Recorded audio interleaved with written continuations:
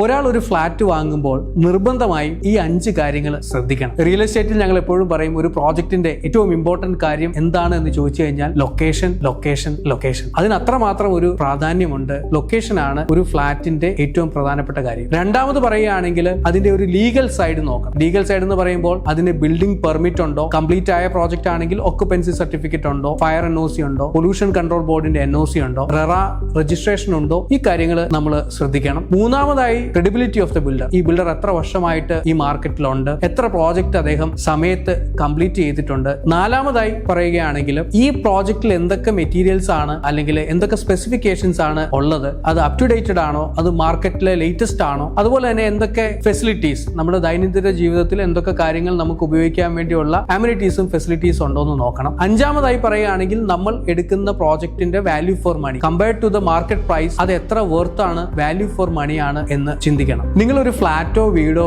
വാങ്ങാൻ നോക്കുന്ന ആളാണെങ്കിൽ നിർബന്ധമായും ഈ 5 കാര്യങ്ങൾ അറിഞ്ഞിരിക്കണം.